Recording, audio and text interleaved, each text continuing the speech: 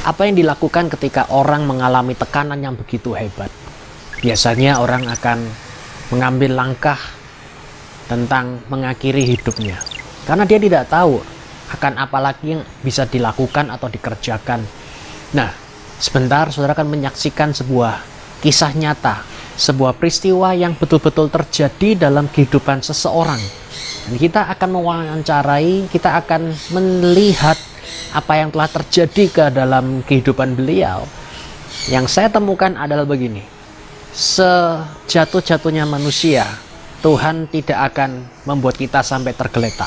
Sebab tangan Tuhan itu menopang dan menatang kita semua untuk dapat berdiri kembali. Kalau bukan waktunya Tuhan, orang untuk meninggal tidak akan mungkin bisa meninggal. Itulah sebabnya kita di dalam Yesus, posisi kita aman, posisi kita luar biasa. Dan saya percaya pasti ada rancangan Tuhan yang sempurna itu dinyatakan. Tidak ada satupun rancangan Tuhan yang dapat dibatalkan. Oleh sebab itu saya percaya pada saat Anda menyaksikan sebuah kisah nyata ini, peristiwa yang betul-betul terjadi dalam kehidupan saudara kita tercinta, atau bisa dikatakan salah satu keluarga rohani kita, saudara akan melihat seburuk-buruk apapun keadaan yang sedang kita alami, selalu ada jalan Tuhan yang sempurna. Selalu ada tangan Tuhan yang tidak pernah terlambat untuk menolong kita. Selalu tepat pada waktunya, Tuhan selalu menyelamatkan kita. Silakan saksikan.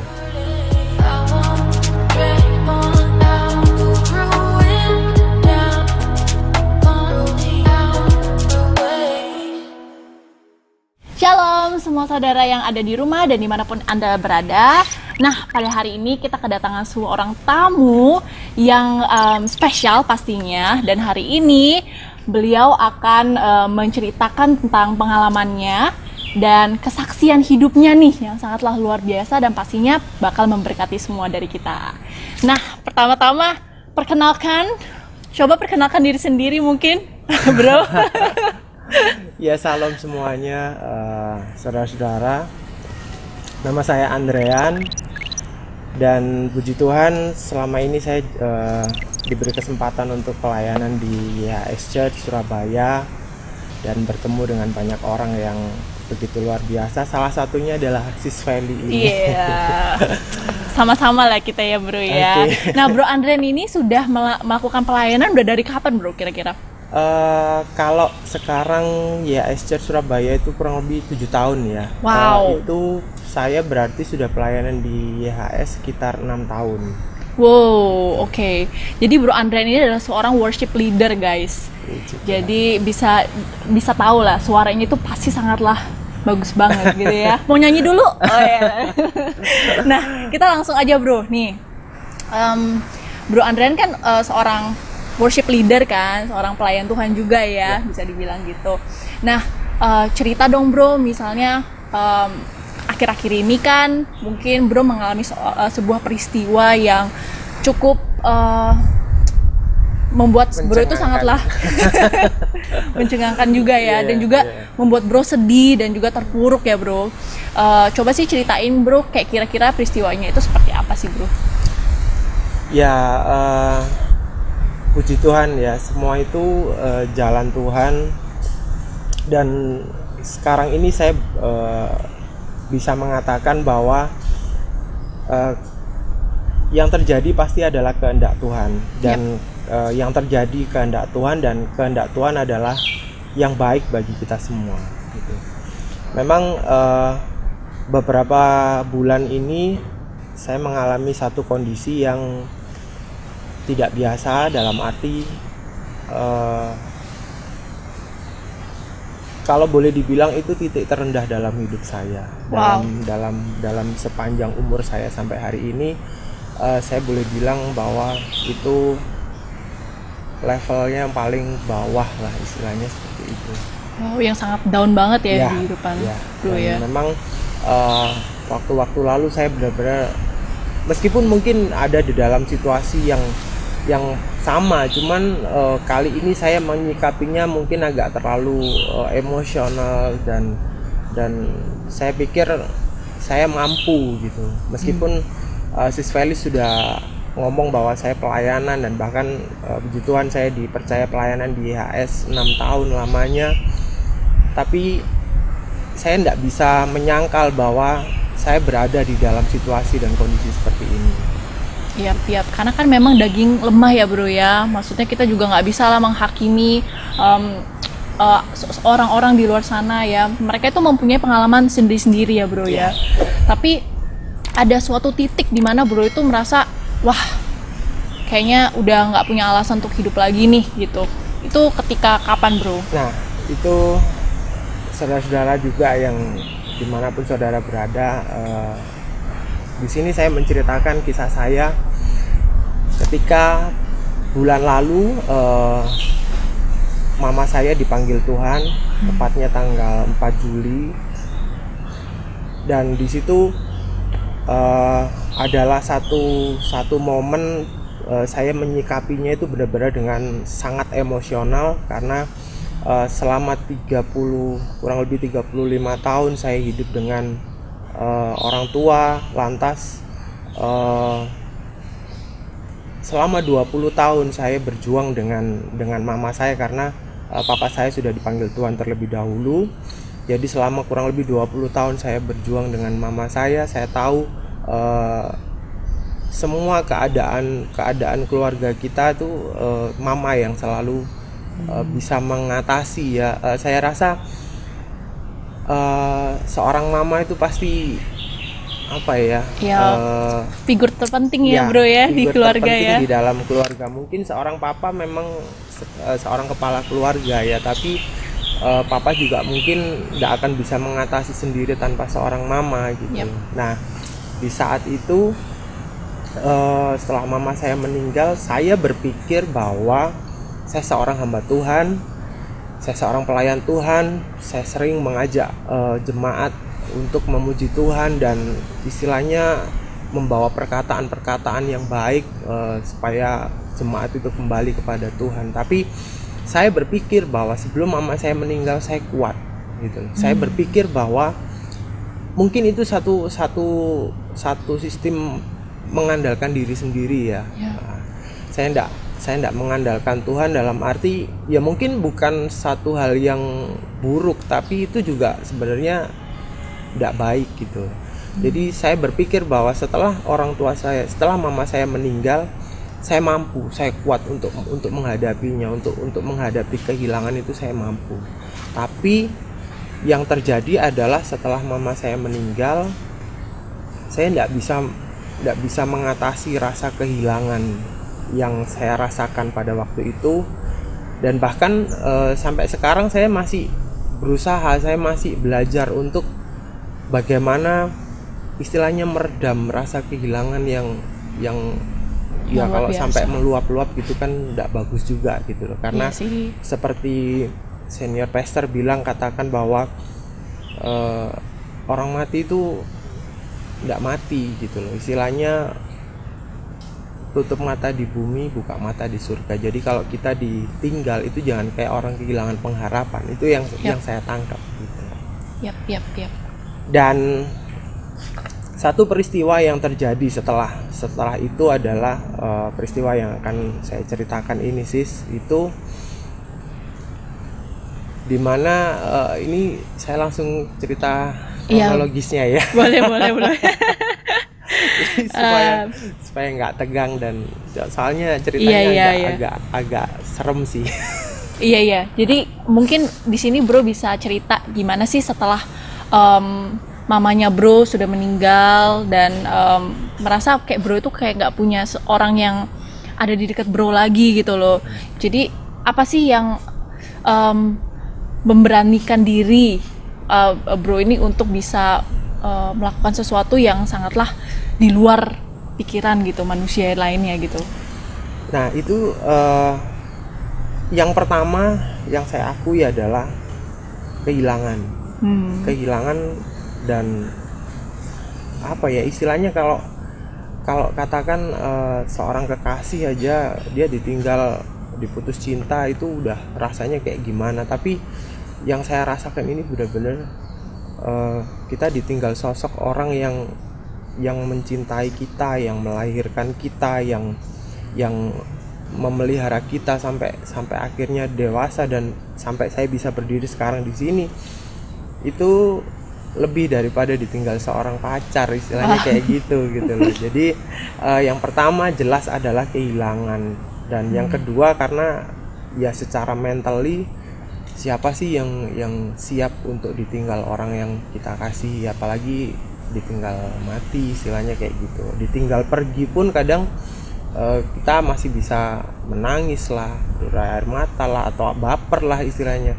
Tapi ini benar-benar kita sudah tidak akan bisa melihat lagi, kita tidak bisa sentuh lagi, kita nggak bisa jamah lagi. Mungkin saya rindu sekarang itu dengar ya omelannya mama lah, istilahnya kayak gitu-gitu tuh saya tidak rasakan. Itu yang bikin kangen saya ya? tuh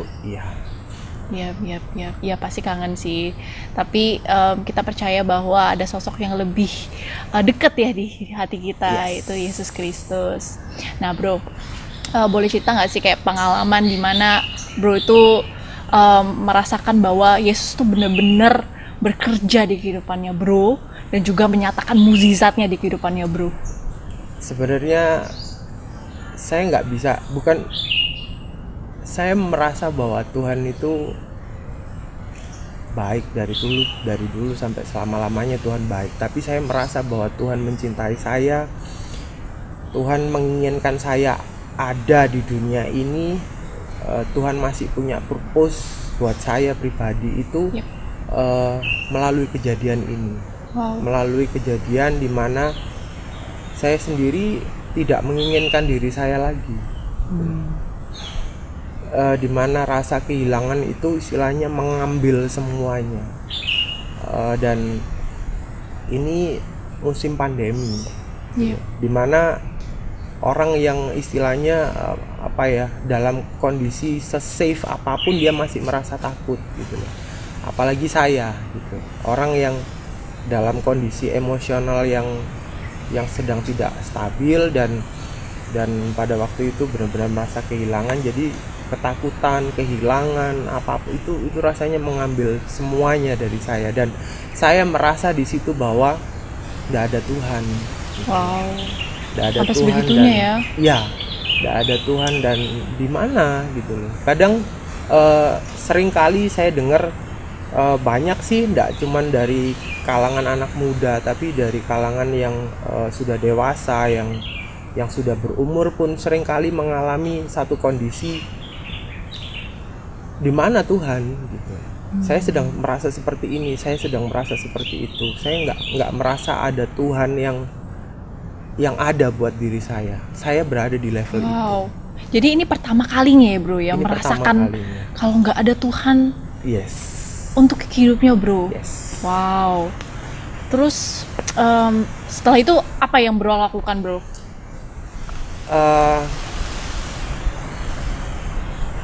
Saya memutuskan untuk mengakhiri hidup saya. Wow.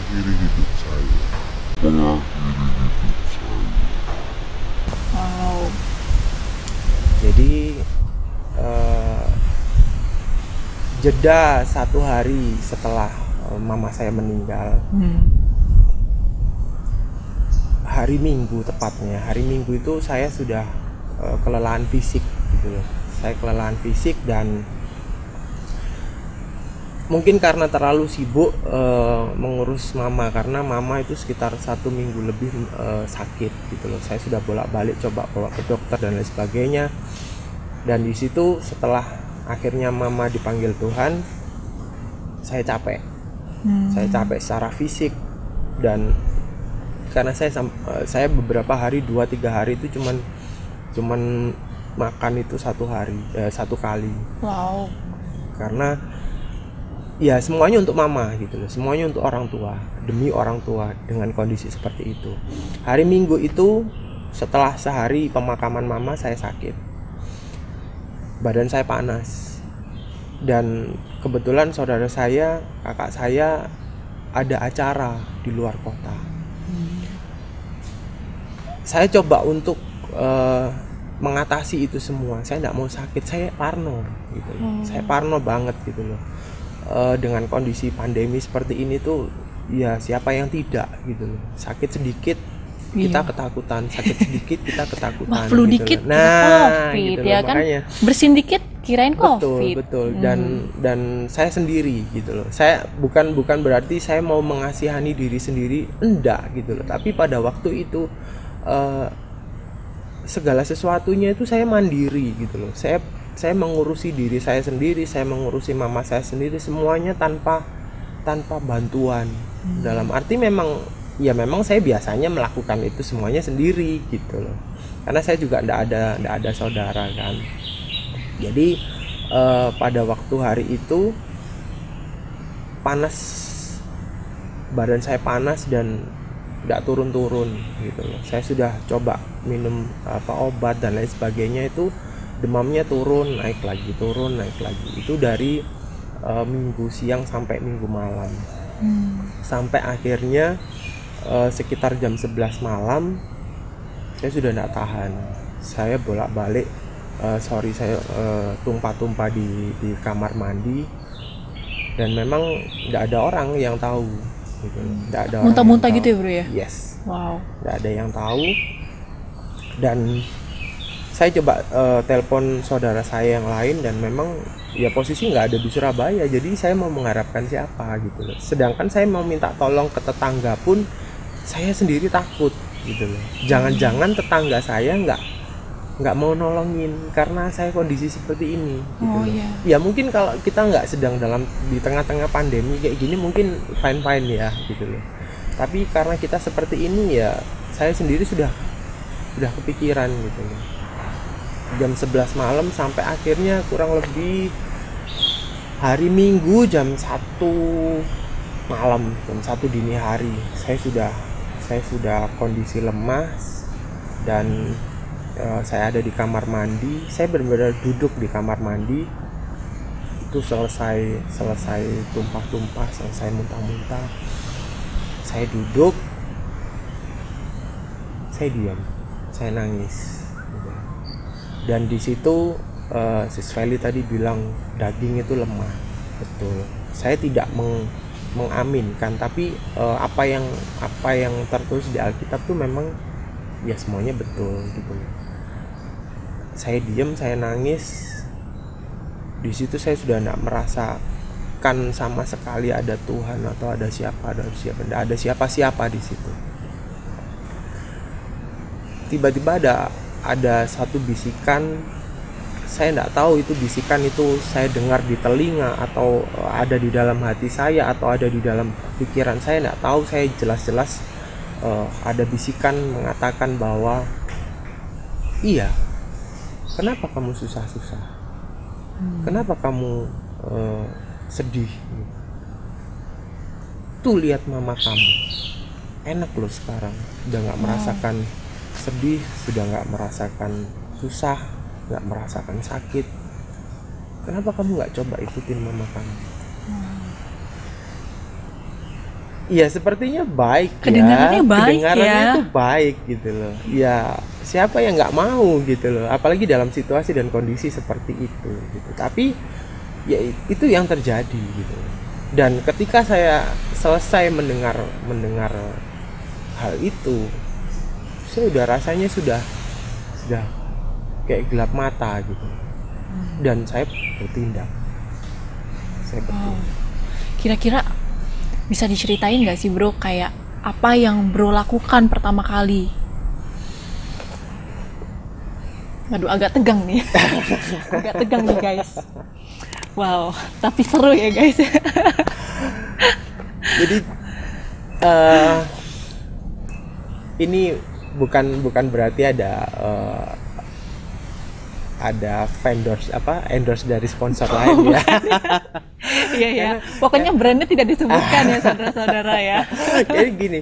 Jadi setelah saya mendengarkan suara seperti itu, bisikan seperti itu, yang tampak di depan mata saya adalah obat pel dan 1 botol desinfektan. Wow. Karena ya saya sebelumnya rajin gitu loh, membersihkan rumah apa segala macam, dan itu posisi di kamar mandi gitu loh. Jadi saya melihat dengan mata kepala saya itu kayak saya nggak tahu ya, maksudnya tuh malam itu tuh bener-bener malam supranatural gitu loh. Jadi setelah selesai semuanya, saya seperti dilihatkan, ini ada obat pel, ini ada 1 botol desinfektan, dan di depan saya ada gayung. Saya buka botol obat pel ini, itu masih sepertiga full, masih cuman sisa seperti apa? Kayak sekitar Saya 500 pakai, ml gitu. Yes, satu lagi botol desinfektan. Saya tuang di situ. Jadi saya malam itu kayak chef gitu guys. Gitu loh. Jadi ya bahannya ini dicampur dengan bahan yang ini, saya tuang jadi satu. Saya tuang jadi satu dan saya minum. Diminum itu langsung kayak klik. Saya minum. Cuman karena rasanya bukan rasa Coca-Cola ya, jadi begitu saya minum tuh langsung istilahnya kayak mental gitu loh. Tapi kayak ya mau keluar lagi gitu ya bro ya. Tapi ya saya paksa karena sudah niat ya mungkin ya. Dan setelah selesai itu, saya udah kayak orang mabuk gitu mungkin ya, karena kayak nge-fly ya. Iya betul, karena ya saya nggak tahu ya, saya nggak pernah ya puji Tuhan saya nggak pernah pakai narkoba sih, jadi saya langsung ke obat pel dan desinfektan itu, jadi saya tahu rasanya orang nge-fly itu mungkin dari situ gitu loh. Mungkin ya. Jadi ketika saya tidak sadarkan diri, dalam arti saya masih melihat tapi saya sudah pikiran udah nggak tahu kemana-mana, tangan saya tuh udah pegang pisau, dan saya melukai diri saya sendiri. Pertama itu di pergelangan tangan, tapi dari pertama kali saya melukai diri saya sendiri, saya merasa bahwa Tuhan itu tidak berpihak pada saya, dalam arti Tuhan tidak mengizinkan itu terjadi gitu loh. Saya melukai diri saya sendiri waktu di pergelangan tangan tuh, darah yang keluar itu ya cuman kecil-kecil gitu loh, kayak orang kena silet di ujung jari kayak gitu. Jadi nggak bisa langsung bior gitu loh. Oke. Dah di pergelangan tangan ini nggak pernah berhasil, meskipun apa karena pisaunya kurang tajam bu? Sebentar bu ya. Seru banget nih guys. Kayaknya udah mau ke ending aja. Iya. Jadi gitu, saya waktu saya coba di pergelangan tangan, yang terjadi yaitu cuman kayak orang luka, kayak orang belajar sepedaan lalu terus jatuh gitu, kena lecet-lecet, darahnya itu seperti itu gitu loh. Wow.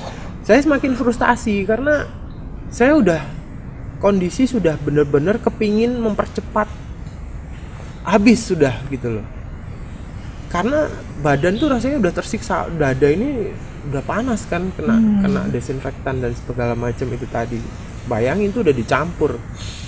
Jadi saya udah benar-benar kepingin itu semua. Di sini nggak berhasil, di sini seret gitu di sini. Iya, jadi di ini kalau dari dokter rumah sakit yang bilang ini di atasnya ulu hati. Jadi di atasnya ulu hati seret gitu. Pisau yang masuk itu kurang lebih katanya 5-7 cm. Wow. Jadi ya lumayan dalam sih gitu. Jadi masuk, sudah saya terkapar di situ. Tapi itu kejadian jam 1 lebih ya, jam 1 malam lebih gitu. Saya sempat menunggu gitu loh. Jadi itu kan darah pasti sudah keluar. Saya sempat menunggu dan saya juga nggak dipanggil-panggil sama Tuhan gitu loh. Istilahnya saya nggak mati-mati gitu loh. Saya nggak tahu saya mau dipanggil Tuhan atau mau dipanggil setan. Gitu loh. Ya istilahnya saya sudah nggak berpikir tentang Tuhan lagi gitu loh. Sudah terserah lah gitu loh. Saya masih berusaha untuk melukai diri saya sendiri lagi. Jadi di luka pertama tidak berhasil, meskipun itu sudah masuk pisaunya. saya melukai lagi bagian yang sebelah sini. Jadi saya berusaha untuk memperlebar luka Wow, jadi di tempat yang sama lagi? di sebelahnya. Oh, di sebelahnya? Di sebelahnya, Bu, gitu loh. Jadi ya maksudnya saya mau mempercepat gitu loh. Saya nggak mau lama-lama gitu loh. Dan kalau sis Feli tanya, sakit bro? Enggak. Nggak kerasa sakit? Enggak. Sama sekali nggak kerasa sakit. Kerasa sakit itu di UGD. Pada waktu saya ditemukan dan ditaruh di UGD itu baru kerasa sakit. Tapi pada waktu itu saya nggak merasa sakit. Sudah. Tapi itu saya juga nggak mati-mati. Gitu loh. Saya nggak mati-mati, saya nggak tahu kenapa, padahal ya orang kena luka aja kalau istilahnya nggak diperban dengan plester atau segala macam, darah mengalir terus kan, gitu loh. Apalagi luka yang sebegini besar gitu. Dan dari situ saya masih sadar bahwa kok nggak mati-mati gitu loh. Aneh ya, pertanyaannya kok nggak mati-mati. Akhirnya saya ingat jantung saya. Jantung saya masih berdetak dan saya berusaha untuk melukai jantung saya. Saya masih punya kekuatan. Saya coba untuk, jadi di sini ini ada bekas-bekas luka kayak cubitan-cubitan gitu. Masih ada bekasnya. Karena saya berusaha untuk, wow, tuh ngeri ya. Dan bro masih punya kekuatan untuk Iya, gitu. Karena saya nggak mau lama-lama. Jujur saya nggak mau lama-lama, gitu. Karena ya sudah nggak ada pikiran. Itu pikirannya orang frustasi ya, pikirannya orang gila, saya bilang gitu. Tapi kembali lagi, nggak pernah tembus di sini. Gitu. Karena saya salah menempatkannya atau karena saya nggak tahu rencana Tuhan mau kayak gimana gitu. Tapi nggak pernah tembus. Sudah, jadi saya taruh.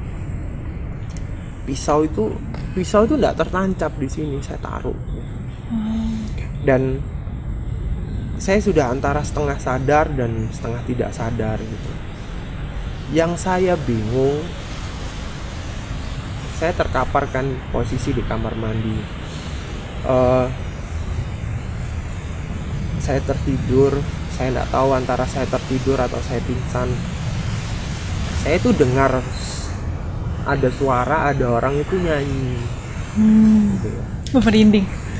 Saya itu dengar orang menyanyi dan saya benar-benar familiar sebenarnya dengan lagu ini. Gitu. Ini salah satu lagu pujian yang sering saya dengar sebelum-sebelumnya di radio dan lumayan di YouTube juga ya terkenal gitu.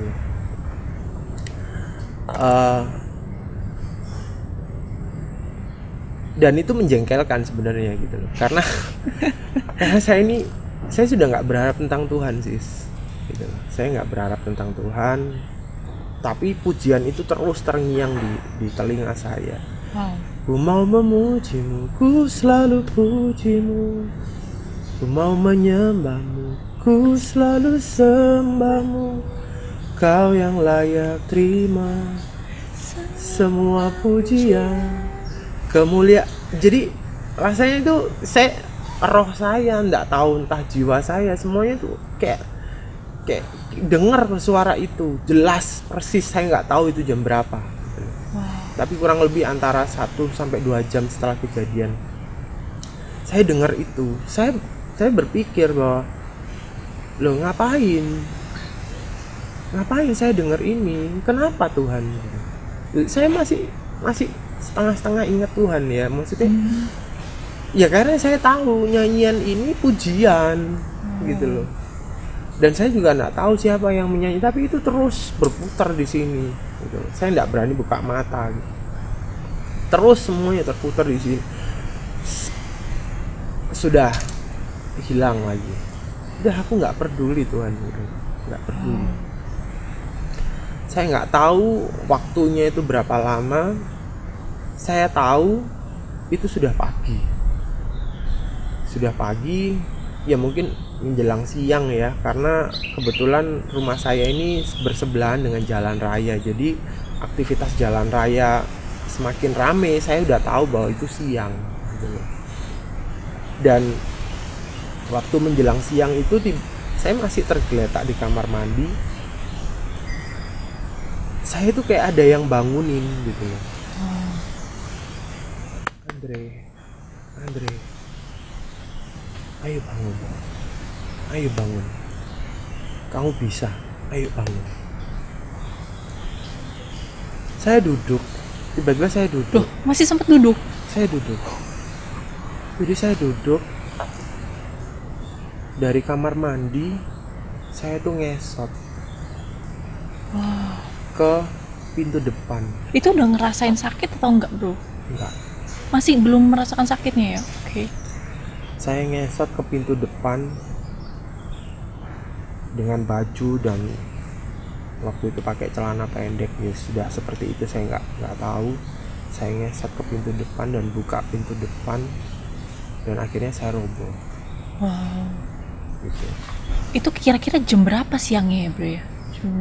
Saya nggak tahu waktu itu sih, cuman pada waktu setelah di rumah sakit dan akhirnya setelah dengar kabar bla bla bla, saya tahu itu kurang lebih jam 10 sampai setengah 11 siang.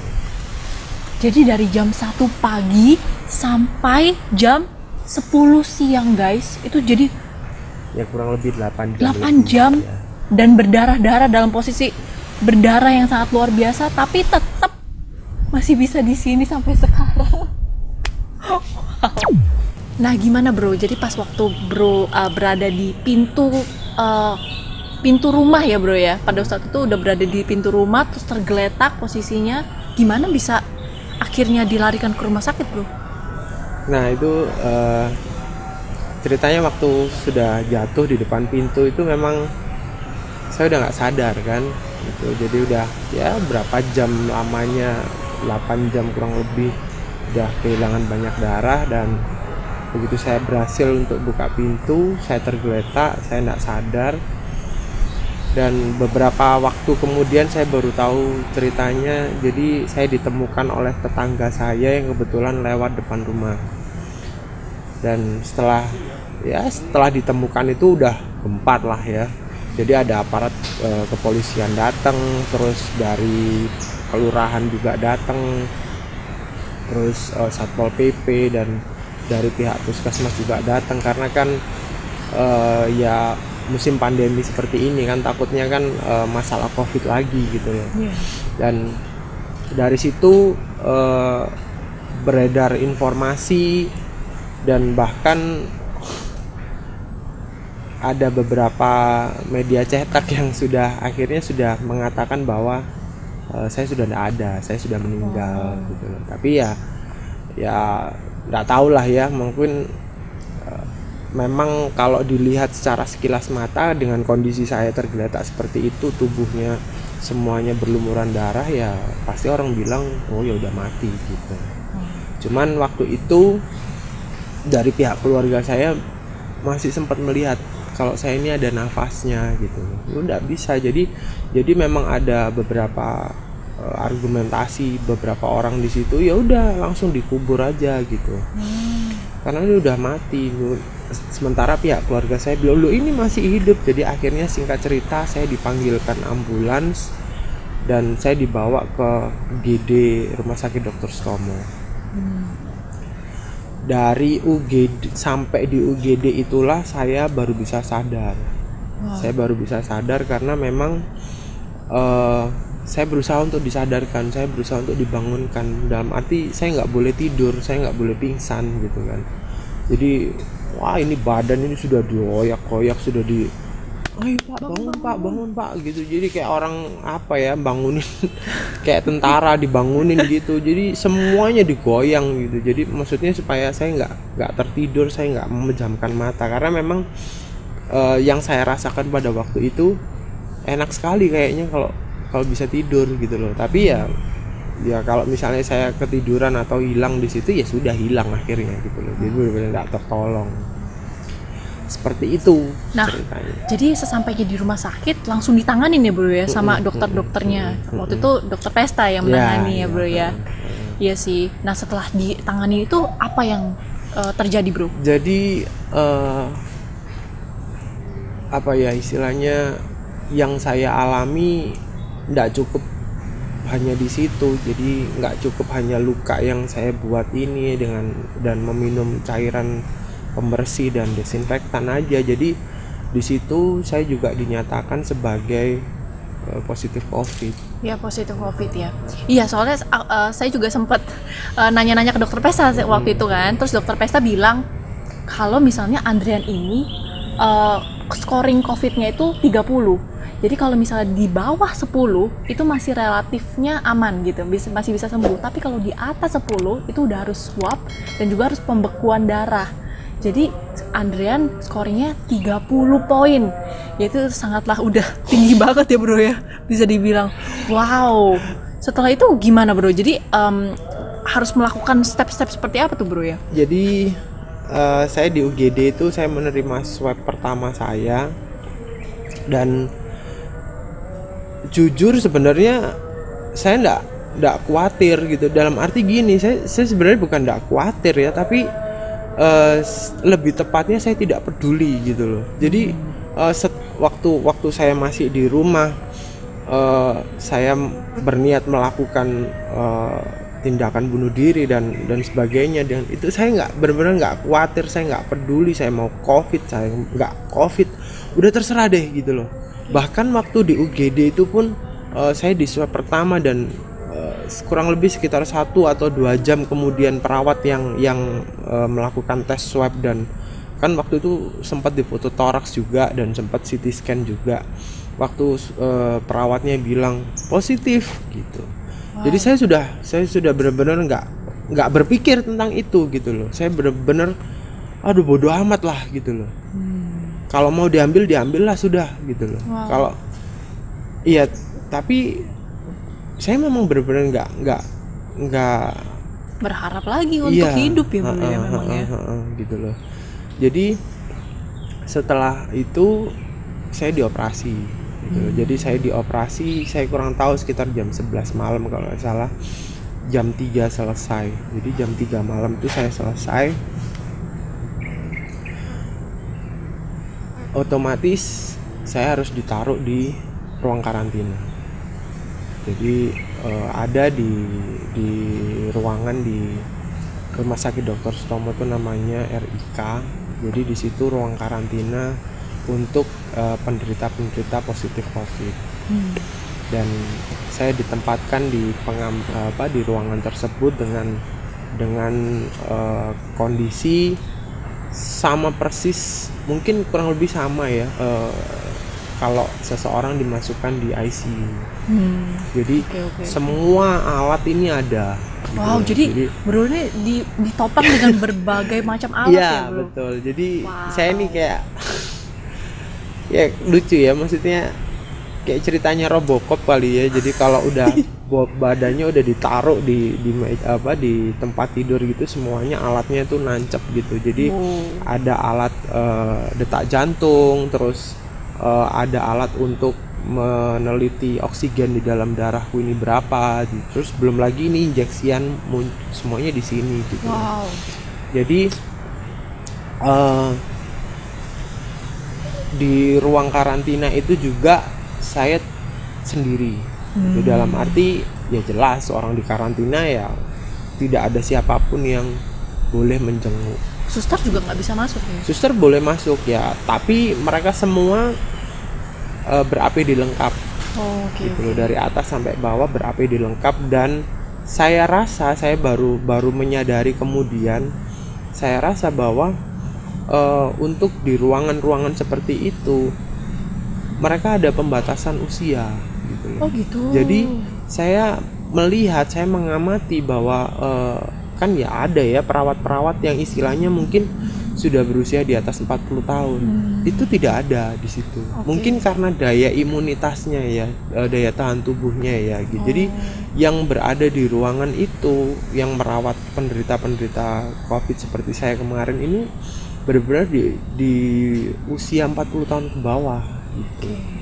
Jadi ya karena kasus bro kan udah lumayan serius ya. Skornya kan 30. Ya itu tadi. Jadi saya melihatnya seperti itu gitu. Iya sih. Jadi bro juga nggak bisa ke kamar mandi ya berarti ya? Udah semuanya. Wow, oke. Jadi cuma bisa makan aja ya? Iya. Nah pada waktu itu juga nggak bisa dibantu juga untuk makannya bro. Iya betul. Wow. Jadi kalau saya boleh bilang sebenarnya mujizat Tuhan yang saya alami itu saya benar-benar bisa rasakan, saya benar-benar bisa melihatnya itu ketika saya berada di rumah sakit. Wow. Memang saya sudah mengalami mujizat Tuhan ketika saya berada di rumah, gitu loh. Dengan saya bisa bertahan hidup, bukan bisa bertahan hidup ya, maksudnya Tuhan memberikan saya sambungan nyawa istilahnya sampai 8 jam, hampir 9 jam. Memang dari rumah, tapi apa yang terjadi di rumah sakit itu saya benar-benar bisa rasakan pertolongan Tuhan ketika saya sendiri, ketika setelah selesai menjalani operasi selama sekian 3-4 jam dan saya akhirnya dimasukkan ke ruang karantina. Nggak ada siapa-siapa, karena memang nggak ada siapa-siapa gitu loh. Saya juga minta tolong kepada perawat, minta tolong kepada suster, itu juga terbatas gitu loh, karena ya apa keperluan saya setelah selesai, bye gitu. Jadi ya Tuhan memberikan saya itu pengharapan. Tuhan memberikan saya semangat yang baru. Dan 3 hari pertama di ruang karantina, kebetulan saya nggak tahu gimana, mungkin jadi perut saya ini sakit sekali, entah karena stres di dalam di ruangan itu, atau ya namanya juga orang sendirian kan, ditinggal dalam kondisi seperti itu sendiri, mungkin asam lambung saya naik atau kayak gimana. Saya nggak bisa, saya mau sembuh, saya mau segera keluar dari sini gitu. Kalau saya cerita sama dokter, sama suster, saya nggak mau nanti harus menjalani ini lagi, harus menjalani ini lagi, dan tambah lama prosesnya gitu loh. Saya nggak mau itu gitu. Saya dalam hati saya sudah ada pengharapan gitu. Wow. Dan di saat-saat seperti itu saya cuma bisa teriak Yesus, Yesus tolong, Yesus tolong, Yesus tolong gitu. Saya nggak bisa apa-apa, karena sebelah tangan saya di sini ada alat, di sebelah kanan saya juga di sini ada alat. Saya nggak bisa gerak sama sekali gitu. Bahkan ada seorang perawat yang mengatakan, saya lihat Pak Andre ini orangnya tenang sekali ya. Tenang gimana maksudnya gitu loh. Iya, kalau saya amati, jadi di depan saya tuh ada monitor, di belakang saya tuh ada intercom. Oke. Jadi kalau saya butuh apa-apa, saya nggak bisa pencet bel karena memang nggak ada belnya. Sistemnya nggak seperti itu. Jadi kalau saya butuh apa-apa itu kayak orang uji nyali gitu. Jadi harus lambaikan tangan gitu. Oke. Lambaikan tangan, baru nanti dari intercom di belakang ini susternya akan ngomong, Pak butuh apa. Jadi saya baru ngomong kayak gitu. Nah, si perawat ini bilang bahwa iya, saya lihat Pak Didit ini, Pak Andre ini kalau tidur nggak bergerak ke kanan, nggak bergerak ke kiri gitu. Coba gitu loh, karena ini sakit gitu loh. Ini sakit, dan di sebelah kanan ini alat nancap, di sebelah kiri alat nancap, di sebelah kanan alat nancap. Gimana saya mau goyang ke kanan kiri, nggak bisa gitu loh. Saya bilang, ya saya nggak sedang ada di atas panggung ini, saya ada di atas tempat tidur, saya bilang gitu. Iya. Dan di saat-saat seperti itu, di saat ini kambuh gitu, mungkin asam lambung ya bro ya, bekas operasinya agak gimana gitu, saya cuma teriak Yesus, Yesus tolong, Yesus tolong, Yesus tolong. Saya ke kanan, Yesus tolong. Saya tidak bisa apa-apa. Dan Tuhan memberikan banyak mujizat bagi saya. wow. Jadi mujizat apa sih yang bro temui pas waktu di rumah sakit? Ya, yang pertama itu gini, yang pasti, yang jelas, dengan jelas saya alami, di mujizat yang saya alami adalah ketika saya kesakitan, entah itu bekas operasi saya terasa sakit, atau kayak gimana, atau saya nggak nyaman atau apa, saya teriak Yesus gitu, Tuhan tuh bisa langsung dengan nyata meredakan rasa sakitnya gitu. Jadi ketika saya, karena obat yang saya konsumsi itu juga banyak ya, obat-obatan untuk luka, terus mungkin ada obat-obatan untuk COVID juga gitu. Belum lagi injeksian antibiotiknya. Jadi semuanya itu membuat rasa mulut saya itu nggak enak gitu. Dan saya satu kali saya berdoa seperti ini, Tuhan, saya ini mau sembuh. Saya mau sembuh, saya harus makan. Karena makan untuk supaya imunitas saya naik gitu. Tapi saya nggak bisa makan karena pahit sekali di sini Tuhan gitu. Dari situ Tuhan itu kasih mujizatnya itu gini. Ini hal sepele ya. Ini mungkin nggak terbayangkan gitu loh. Hal sepele tapi itu Tuhan nyatakan pada waktu itu. Jadi makanan yang saya terima dari rumah sakit itu kan bubur dari ya semacam tepung gitu loh, bukan bubur dari nasi gitu loh. Bubur dari tepung, udah itu aja. Dan itu tuh nggak enak kan gitu loh. Maksudnya bukan saya mau mencela makanan rumah sakit nggak enak, bukan sih, tapi ya bagi orang sakit itu mungkin nggak enak gitu loh. Nah, setelah saya berdoa seperti itu, nggak lama makanan yang saya terima itu berbeda. Sis Feli pernah menyangka nggak kalau saya dengan kondisi terkapar seperti itu, ini banyak alat apa segala macam, saya dapat salah satunya itu dengan lauk daging di bumbu rujak. Wow. Itu udah kayak di hotel, ya kan? Itu luar biasa menunya. Itu udah kayak saya mau pesen di restoran masakan Padang gitu, dan kayak gitu. Jadi waktu saya terima kayak gitu, waduh, saya sukacita setengah mati. Saya dapat buah-buahan, saya dapat, ya intinya itu hal kecil gitu loh, bukan hal yang besar gitu loh. Sebenarnya kalau mau disepelekan ya sudah, itu disepelekan itu bisa, tapi it happens gitu loh. Itu akhirnya saya bisa makan. Akhirnya meskipun nggak habis, tapi at least perut saya terisi makanan gitu loh. Dari hal-hal seperti itu.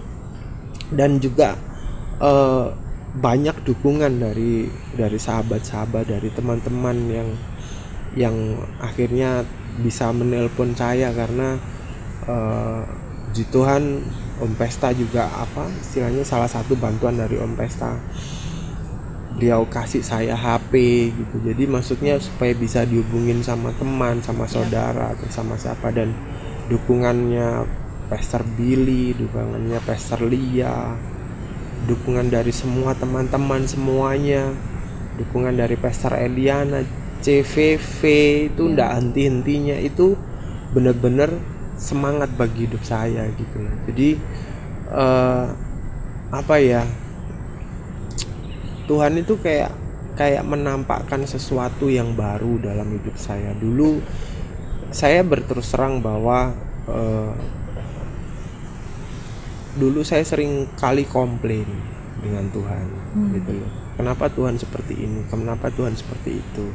Hidup saya seperti ini, seperti ini, seperti ini, seperti itu gitu. Tapi setelah semuanya ini kayaknya itu enggak penting gitu loh. Kayaknya bukan itu yang terpenting gitu loh. Ini loh, Tuhan ada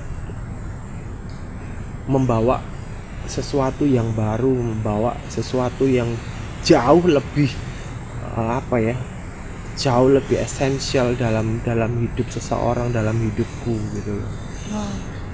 Dan proses kesembuhan yang aku alami, yang saya alami adalah sesuatu yang ya benar-benar impossible ya kalau untuk hari-hari ini. Jadi ceritanya kan aku kena COVID nih. Gitu ya. Udah harus melalui proses dijahit ya segala macam, kena COVID pula. Dan setelah tahu tadi dari Miss Felis juga ternyata udah tingkat yang keberapa itu nggak ngerti gitu kan. Dan swab yang kedua yang saya alami di rumah sakit itu kurang lebih 4 hari setelah saya berada di karantina.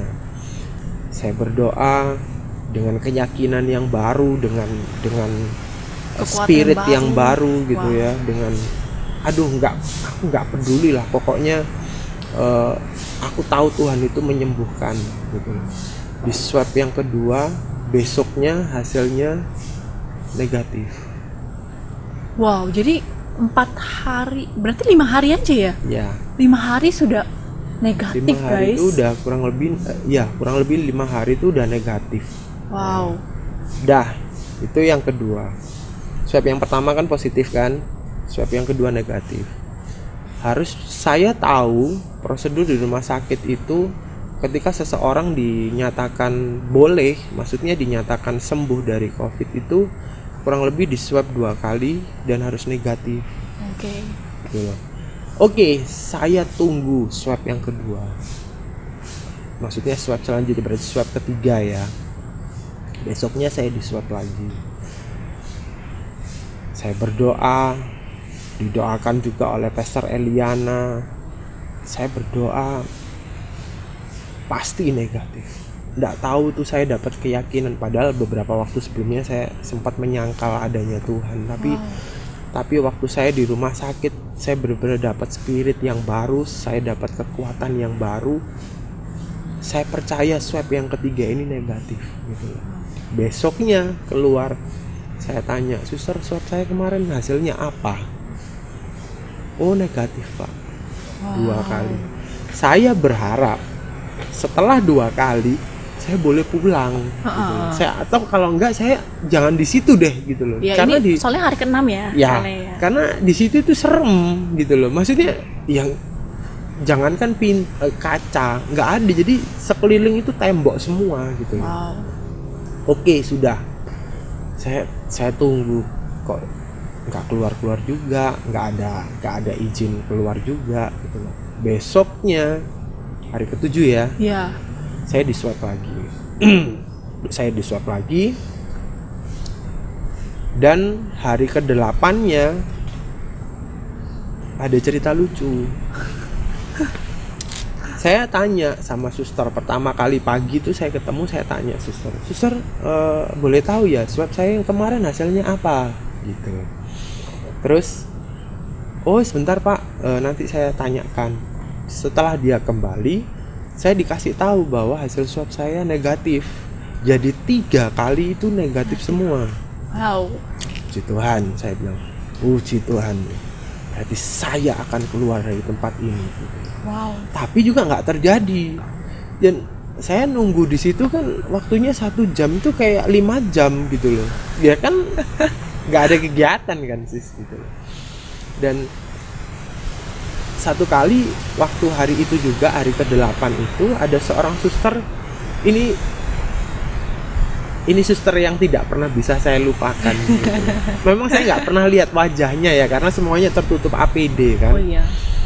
Tapi apa yang ya istilahnya sempat menghibur saya, ceritanya lucu. Dia waktu masuk, dia kan suntikan obat yang harus disuntikan ke tubuh saya, terus ada obat yang saya minum gitu kan. Nah saya cerita kebetulan suster ini dari Jakarta sepertinya gitu, karena dari logat bicaranya kelihatan. Saya bilang, sus saya kapan ya keluar dari sini gitu. Loh kan bapak ini kena COVID nih. Loh iya tahu, kalau saya nggak COVID kan nggak di sini, saya bilang gitu. Oh iya, emang sudah berapa kali di swab gitu? 3 kali sih sus gitu loh. Kan harusnya 2 kali gitu. Loh iya, terus 3 kali, terus hasilnya apa? Negatif. Semua. Iya. Lah terus ngapain bapak itu di sini? Loh nggak tahu sus, saya bilang gitu. Loh nggak tahu, ngapain di sini? Ngabisin jatah makanannya ruang karantina katanya gitu. Ya walaupun makanannya enak ya. Iya yeah, gitu kan, bukan maksud saya sus, saya bilang gitu. Loh kok nyolot sih? Susternya nyolot Jadi ya. saya akhirnya tanya-tanya, loh suster orang mana gitu, orang Jakarta bla bla bla bla bla bla gitu. Loh, terus saya gimana sus, saya jangan ditinggal gitu. Loh ya sebentar pak, tunggu gitu. Terus akhirnya dia keluar, tidak lama ada perawat laki-laki gitu teriak-teriak gitu, Pak Andre, hore gitu deh. Saya juga kaget kan, saya pikir ada apa gitu. Pak, habis ini ya Pak ya, bancaan ya Pak ya, kita bikin pesta-pesta ya, nasi kuning, tumpengan apa segala macam. Lu ngapain aku? Udah boleh keluar gitu. Waduh, saya tuh rasanya Tuhan, haleluya. Rasanya tuh bener-bener, waduh kayak saya tuh diguyur air gitu. Wow. Pak sekarang ini ya, telepon saudaranya, Pak D-nya, Budenya, kakaknya, semuanya ditelepon kalau perlu, Bapak mau dipindah sekarang. Jadi saya jam 11 siang hari ke-8 itu saya dipindah ke pavilion, di mana saya boleh dijenguk oleh Puji Tuhannya. Wow. itu. Wow, saudara semua ya. Ini nih sebuah kisah yang sangat luar biasa. Baru kali ini saya ketemu kasus COVID yang lumayan parah ya. Scoringnya 30, tapi dalam waktu 5 hari itu sudah negatif. Jadi puji Tuhan luar biasa banget ya. Aduh, Itu Tuhanku. Tuhan sih memang. Tuhan itu luar dahsyat. biasa. Dahsyat banget. Nah bro, pastinya kan bro kan di rumah sakit itu dalam waktu yang cukup panjang ya bro. Dan pasti biayanya juga nggak murah. Ada cerita nggak kira-kira di masalah biaya rumah sakit gitu? Itu sebenarnya sudah jadi pemikiran saya pada waktu saya di karantina, karena saya sendiri juga enggak tahu ya, maksudnya saya di karantina ini sampai berapa lama. Saya enggak berpikir bahwa dalam 8 hari saya pasti keluar dari karantina. Saya juga enggak berpikir seperti itu, jangan-jangan lama gitu. Dan saya sempat menghubungin Om Pesta gitu. Saya bertanya sama beliau dan saya menyampaikan bahwa ya terus terang saya khawatir gitu. Saya juga bukan orang yang punya uang banyak gitu, dan saya menyampaikan, Om gimana, saya ingin pulang, saya ingin cepat pulang, atau setidaknya saya ingin keluar dari kamar ini gitu. Karena ya kondisi kamar itu bukannya tidak bagus ya, tapi ya maksudnya itu kamar karantina gitu. Saya ingin cepat keluar dari kondisi seperti ini gitu. Beliau kenapa? Akhirnya beliau telepon, Andrean, kenapa? Saya khawatir Om, keluarga saya nggak bisa membiayai kalau saya lama-lama di tempat ini. Lantas beliau bilang seperti ini, loh yang suruh bayar itu siapa? Gitu. Loh maksudnya gimana Om? Aku gini Andrean, kamu ini COVID gitu loh, kamu ini COVID dan kamu jelas tidak bisa membiayai perawatan COVID gitu. Karena perawatan COVID itu mahal sekali, tidak terbeli oleh kamu. Dia bilang gitu. Dan nyatanya memang untuk perawatan COVID itu adalah tanggung jawab pemerintah gitu. Dan di situ saya bersyukur banget gitu. Saya bersyukur sekali. Dan at the end setelah saya juga akhirnya boleh diperbolehkan untuk pulang ke rumah gitu. Tuhan menyediakan segala sesuatunya tepat pada waktunya. Dan saya yakin Tuhan itu menyempurnakan apa yang sudah Dia lakukan gitu. Tuhan tidak mungkin Tuhan melakukan sesuatu itu hanya setengah-setengah, atau 2/3 bagian, atau seperberapa bagian, enggak gitu. Saya yakin Tuhan bahkan sampai di hari ini Tuhan menyempurnakan apa yang sudah pernah Dia buat beberapa bulan lalu, beberapa waktu lalu gitu. Dan akhirnya memang ya saya boleh pulang. Intinya kan gini, kalau di rumah sakit mah kalau kata saya ya kalau Anda nggak bayar ya mana boleh keluar gitu kan. Tapi nyatanya saya bisa duduk di tempat ini ya Tuhan, itu karena Tuhan. Yap, wow, kisahnya sangatlah luar biasa banget kesaksiannya Bro Andrian. Thank you so much loh bro for sharing this with us. Mungkin Bro Andrian ada kayak suatu rema nggak yang bisa disampaikan buat teman-teman semua yang misalnya Bro sudah alami gitu? Saya punya, setelah semua ini terjadi, saya punya rema, saya punya ayat firman Tuhan di Ibrani pasal yang ke-13 ayat yang ke-5b. Saya nggak terlalu hafal sih, tapi intinya adalah Tuhan tidak pernah membiarkan kita itu sendiri.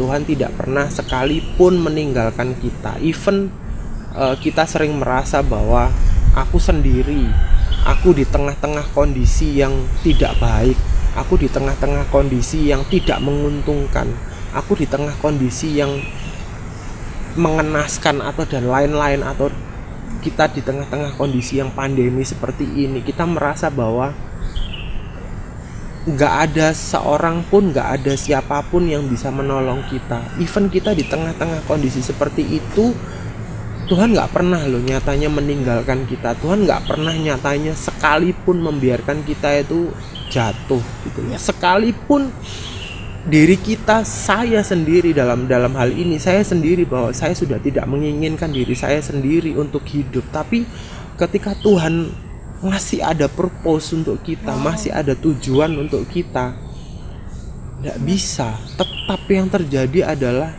apa yang sudah Tuhan mau, apa yang sudah Tuhan kehendaki. Bukan berarti lantas kita nggak punya free will ya, nggak punya keinginan untuk bisa seperti ini, seperti itu, seperti ini. Bisa gitu loh, bisa. Nyatanya juga apa yang saya lakukan terjadi kan gitu loh.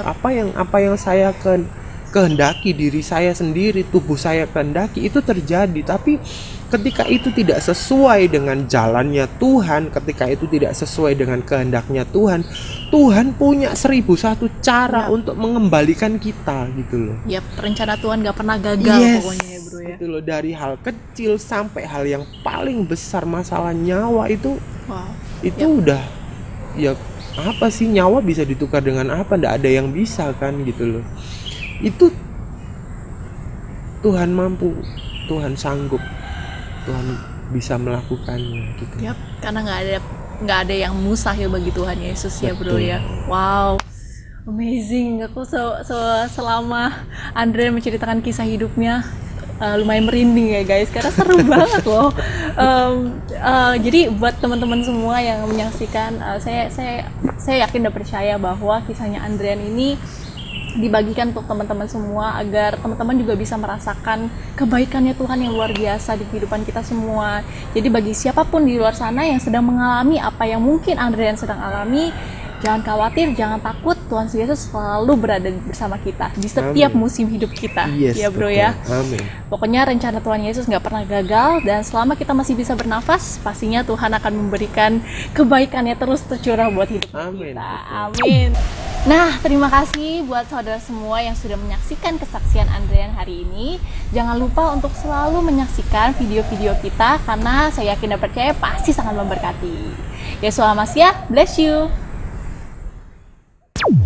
Sebuah peristiwa yang luar biasa. Ya, jalan Tuhan itu sangat sempurna buat kita semua.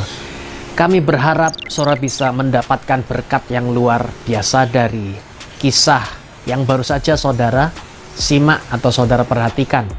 Dan saya yakin sekali, jikalau satu orang ini telah ditolong dan diselamatkan oleh Tuhan, nyawa saja diselamatkan, apalagi keuangan kita, kesehatan kita, rumah tangga kita, keluarga kita.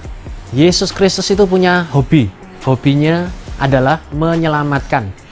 Nah, jikalau saudara rindu untuk dapat dipegang oleh Yesus Kristus, hidup yang sempurna, selamat di dalam apapun yang kita kerjakan di bumi dan di sorga, saudara, mari ikuti doa saya bersama-sama. Tuhan Yesus, saya percaya bahwa Yesus satu-satunya Tuhan dan Juru Selamatku. Aku percaya, aku disembuhkan, aku diselamatkan, dan aku melihat kehidupan yang kekal. Dalam nama Yesus, percaya sama-sama katakan, Amin. Terima kasih saudara. Sampai jumpa di dalam video yang berikutnya. Jangan lupa subscribe dan nyalakan lonceng. Saya percaya ada satu impartasi firman yang akan membuat kita semua mengalami Yesus secara nyata. Yeshua HaMashiach, bless you.